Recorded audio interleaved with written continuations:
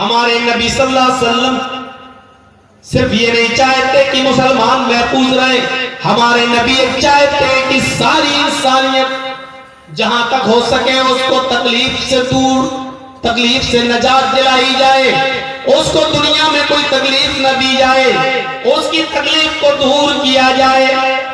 یہی وجہ ہے کہ اللہ کے نبی صلی اللہ علیہ وسلم نے ہندو اور مسلمان کی کوئی قید نہیں لگائی، بلکہ فرمایا واللہ لا یؤمن، واللہ لا یؤمن، واللہ لا یؤمن، اللہ کی قسم وہ مومن نہیں، اللہ کی قسم وہ مومن نہیں، اللہ کی قسم وہ مومن نہیں۔ اور سنو میرے بھائیو، انسانیت کا درس سنو، یہ اسلام سب سے بڑا درس دے رہا ہے۔ آؤ دوسرے مذہب والوں کو میں چنوتی دیتا ہوں، چیلنج دیتا ہوں، آؤ اپنے مذہب کو قرآن کی کسوٹی پر، اسلام کی کسوٹی پر رکھو اور بتاؤ انسانیت کا سب سے بڑا علمبردار کون سا مذہب ہے، انسانیت کی سب سے اچھی تعلیم کون سا مذہب دے رہا ہے۔ آؤ قرآن، اللہ کے نبی کہتے ہیں وہ مومن نہیں، یا اللہ کون مومن نہیں؟ پھر سن لو وہ مومن نہیں۔ اللہ کے نبی کس کے بارے میں کہہ رہے ہیں کہ وہ مومن نہیں؟ ہاں پھر سن لو وہ مومن نہیں۔ اللہ کے نبی بار بار کیوں کہہ رہے ہیں؟ آپ ایک بار کہہ دیں تو کافی ہے، ہم مسلمان ہیں، آپ کی ہر بات پر ایمان لانا ہمارے لیے ضروری ہے، ایک بار کہہ دیں تو کافی ہے۔ آپ 3 بار کہہ رہے ہیں کہ وہ مومن نہیں، وہ مومن نہیں، وہ مومن نہیں۔ یا اللہ میرے نبی وہ ہے، ایک بار کہہ دیں تو ہمارا ایمان لانا ضروری ہے، اور جس کو 3 بار کہہ رہے ہوں اس بات کی اہمیت کتنی زیادہ ہے۔ فرمایا وہ مومن نہیں، مومن نہیں، مومن نہیں۔ اللہ کون مومن نہیں؟ فرمایا جو خود پیٹ بھر کے کھانا کھا لے اور اس کا پڑوسی بھوکا سو جائے وہ مومن نہیں۔ پڑوسی کا لفظ آیا ہے، یہ نہیں کہا کہ مسلم پڑوسی ہونا چاہیے۔ ہندو بھوکا مر رہا تو مرنے دو، یہودی بھوکا مر رہا تو مرنے دو، عیسائی بھوکا مر رہا تو مرنے دو، سکھ بھوکا مر رہا تو مرنے دو، بدھسٹ بھوکا مر رہا تو مرنے دو، مسلمان بھوکا نہیں مرنا چاہیے، یہ نہیں کہا جا رہا۔ 3 بار وہ مومن نہیں، وہ مومن نہیں، وہ مومن نہیں، اور صرف یہ نہیں مومن نہیں، اللہ کی قسم وہ مومن نہیں، اللہ کی قسم وہ مومن نہیں، اللہ کی قسم وہ مومن نہیں۔ اللہ کون مومن نہیں؟ فرمایا وہ مومن نہیں جو خود پیٹ بھر کے کھانا کھا لے اور اس کا پڑوسی بھوکا سو جائے۔ پڑھو تہجدیں، کتنی پڑھنا ہے؟ حاجی صاحب حج کر کے آئے، 60 70 65 سال کی عمر ہو گئی، سعودی عرب کا رومال ڈالے ہاں، رات میں اٹھ کے بجوا سجدوں پہ سجدے ٹھوکے چلے آئے، پڑوسی بھوکا سو گیا بیچارہ۔ آپ کی ذمہ داری تھی بستر پر سونے سے پہلے آپ اپنی بیٹی کو، آپ اپنی بہن کو، آپ اپنی بیوی کو پڑوس میں بھیجتے۔ باتوں میں آپ کی بیوی بہن بیٹی، پڑوسی کی بہن بیٹی بیوی، یا چھوٹے چھوٹے بچوں سے پوچھ لیتی بیٹے تمہارے گھر میں کیا بنا ہے؟ بچے جھوٹ نہیں بولتے، بچے اکثر سچ بولتے ہیں۔ آپ کی بیوی، آپ کی بہن کی ذمہ داری تھی کہ چھوٹے چھوٹے بچوں سے، بڑے تو شرما بھی جائیں گے، ہمارے گھر کی پول نہ کھولے، چھوٹے چھوٹے بچوں سے پوچھا جائے بچوں تمہارے گھر میں آج کیا بنا ہے؟ دیکھو آج ہمیں بھوک لگی ہے، ہم کھانا کھانا چاہتے ہیں۔ اس سے پتا چلے گا ان بچوں نے کیا کھایا ہے، ان بچوں نے کیا پیا ہے، یہ تمہاری ذمہ داری تھی۔ اللہ کی قسم تو تہجد پڑھتا رہا، اللہ کی قسم رات میں اٹھ کر تو نفل پہ نفل ٹھوکتا رہا، سجدوں پہ سجدے ٹھوکتے رہا، رکوع پہ رکوع کرتا گیا، اور تیرا پڑوسی بھوکا سو گیا، چاہے وہ ہندو ہو یا مسلمان، سکھ ہو یا عیسائی۔ کعبے کے رب کی قسم تیری تہجد قبول نہیں، تیری عبادت قبول نہیں، تیری فرض اور نفل قبول نہیں، کیونکہ اللہ کے نبی نے کہا وہ مومن نہیں، وہ مومن نہیں، وہ مومن نہیں۔ انسانیت کا اتنا بڑا درس. ایک صحابی تھے, ان کے گھر میں چوہے بہت ہو گئے تھے. تو کسی سے انہوں نے مشورہ کیا کہ بھائی میرے گھر میں چوہے بہت زیادہ ہیں, کیا کریں یار, کوئی راستہ بتاؤ. تو انہوں نے کہا بہت آسان راستہ, ایک بلی پال لو. انہوں نے کہا یار یہ تو بہت آسان راستہ ہے. وہ ایک بلی لے آئے, اور جب بلی لے آئے تو انہوں نے پال لی. دوسرے دن چوہے بھاگ گئے, کوئی چوہا ہی نہیں.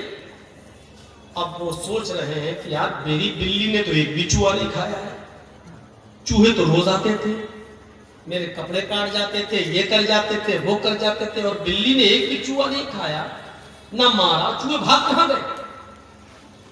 دوسرے دن انہوں نے بلی ختم کر دی. ارے ماری نہیں ہے, بلی کو چھوڑ دیا, چلی گئی. کسی نے پوچھا کہ تم نے بلی, چوہے پھر آ گئے. پوچھا کہ بھائی تم تو بلی لے آئے تھے, پھر کیا ہوا؟ کہا میں بلی لے آیا تھا, بلی نے ایک بھی چوہا مارا نہیں, چوہے بھاگ گئے.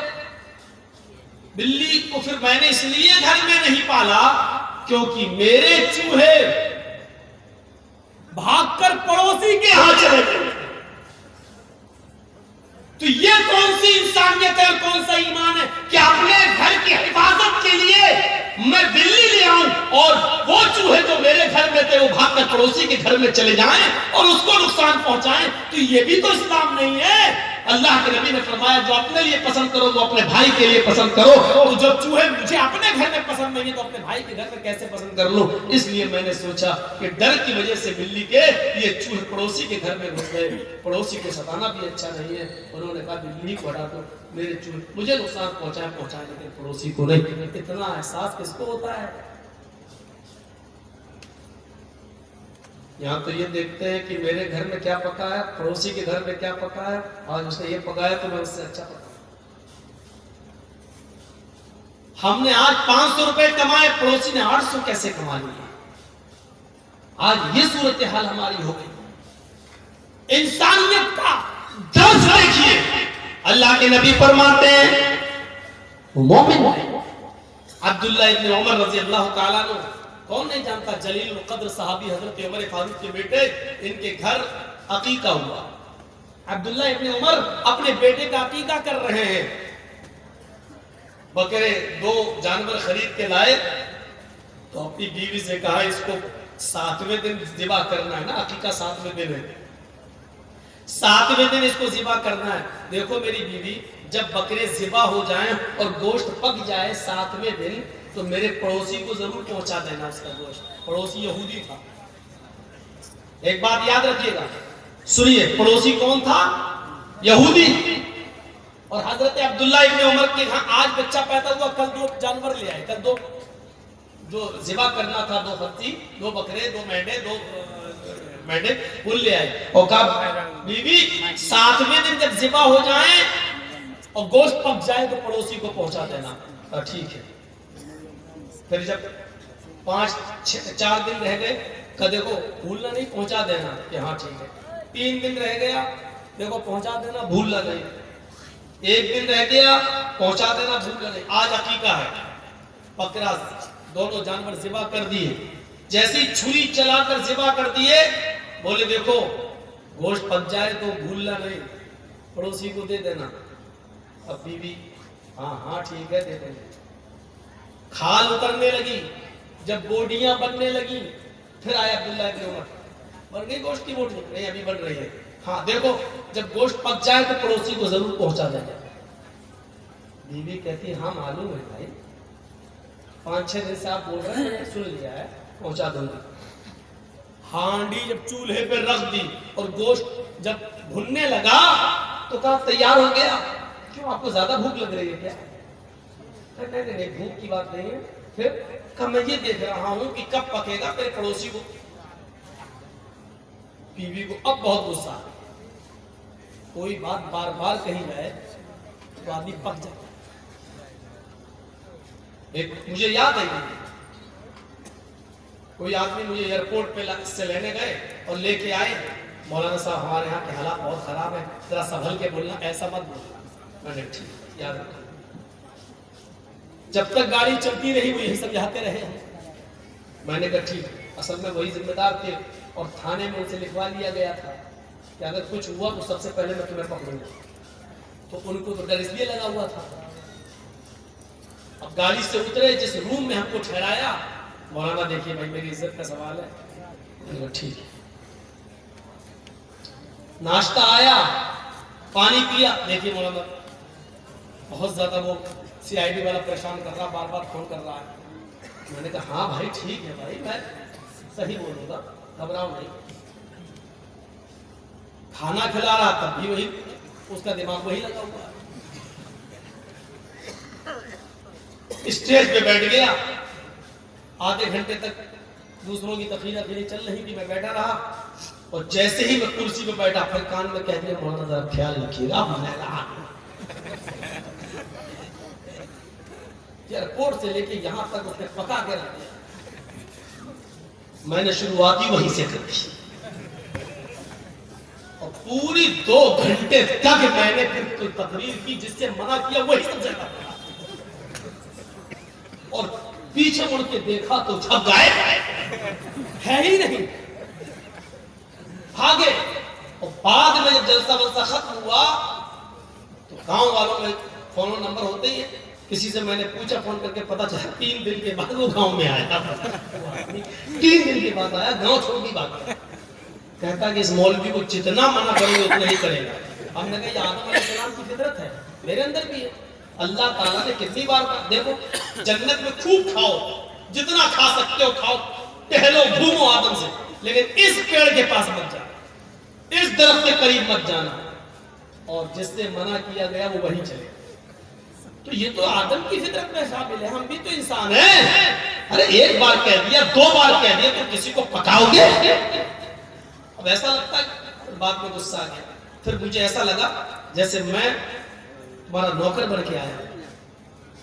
ٹھیک ہے, جلسہ کمیٹی کو حق ہے کہنے کا, کیونکہ علاقے کا ماحول کو جانتے ہیں, بالکل حق ہے ان کو کہنے کا. لیکن ایک بار عقل مند عالم وہ ہے جو ایک بار کہہ دیا جائے وہ سمجھ جائے اور اس کو اپنے حساب سے پھر بولنا ہے. لیکن ایئرپورٹ سے لے کر گھر تک, کھانا کھلانے تک, ناشتے تک, پانی چائے لا, تب بھی یہاں تک کہ جب بولنے جا رہا تب بھی کان میں مولانا صاحب بہت حساس علاقہ ہے, بہت خطرناک ماحول ہے, ذرا صحیح سے بولیے گا, بڑی مشکل سے پرمیشن دیجیے. چپ رہو یار, ماں پاک آ کر. پھر ہم وہیں سے بولنا شروع. تو بیوی کو بار بار کہا, جانور لائے تو کہا, 6 دن پہلے کہا, 5 دن پہلے کہا, 4 دن, 3 دن, 2 دن, 1 دن, ذبح ہو گیا اس دن بھی, بوڑیاں بن رہی اس دن بھی. جب چولہے پہ پکنے لگا, پتا زیادہ بھوک لگ رہی ہے آپ کو, مجھے نہیں پک رہی, ہمیں پڑوسی کی فکر ہے. ارے میں نے سن لیا, بار بار پڑوسی پڑوسی. ارے مجھے معلوم ہے, پکنے تو دو, ایسی نہیں تو اچھا کیا. ارے میری بیوی مجھ پر کیوں برس رہی ہو, کیا برسوں کی نہیں, 7 دن سے وہی پکائے چلے آ رہے, پڑوسی پڑوسی پڑوسی پڑوسی. تو جانتے ہو عبداللہ ابن عمر نے کیا جواب دیا؟ میری بیوی تمہارا غصہ ہونا بجا ہے, جو آدمی بار بار کچھ بولے گا تمہیں غصہ آئے گا, لیکن میں بار بار اس لیے بول رہا ہوں. اب سنو, ایک مسجد میں جمعہ کا دن تھا, میں جمعہ کا خطبہ نماز پڑھنے کے لیے مسجد میں گیا. اللہ کے نبی منبر کے اوپر کھڑے ہوئے, آپ نے جمعے کے دن جو خطبہ دیا منبر کے اوپر کھڑے ہو کر وہ پڑوسیوں کے بارے میں دیا. پڑوسیوں کی اتنی اہمیت, اتنا مقام, اتنا مرتبہ بتایا کہ میں یہ سوچنے لگا اب رہ کیا گیا ہے, اب کون سی چیز باقی رہ گئی ہے جو چھوڑ دیا اللہ کے نبی نے. سب تو بتا دیا, یہ پڑوسی کا حق. اب ڈر لگنے لگا, اللہ کے نبی صلی اللہ علیہ وسلم سب کچھ تو بتا چکے, اب کہیں یہ نہ کہہ دیں کہ تم جس گھر میں رہتے ہو, جس کمرے میں رہتے ہو, جس باغ میں رہتے ہو, یا جس زمین کے مالک ہو, اس میں اتنا حصہ تمہارے پڑوسی کا بھی ہے, اتنا حق تمہارے پڑوسی کا ہے. کہیں اللہ کے نبی نبی صلی اللہ علیہ وسلم میری زمین و جائیداد و گھر و مکان میں پڑوسی کو وارث نہ بنا دے. بنایا نہیں لیکن ڈر لگنے لگا کہ کہیں اللہ کے اب آخری چیز یہی تو رہ گئی ہے. اب کہیں ایسا نہ ہو کہ اللہ کے نبی یہ کہہ دے یہ نہ کہہ دے کہ پڑوسی کا اتنا حق ہے میری بیوی اس لیے میں بار بار کہہ رہا ہوں کہ پڑوسی کو پہنچاؤ. یہ ہے انسانیت کا سب سے بڑا علمبردار مذہب. میرے پیارے ساتھیوں ذرا غور کرو, انسانیت سب سے زیادہ اگر ملے گی تو اسلام کے اندر ملے گی. ہندو مسلمان یہودی اور عیسائی کی کوئی قید نہیں لگائی گئی ہے, کوئی قید.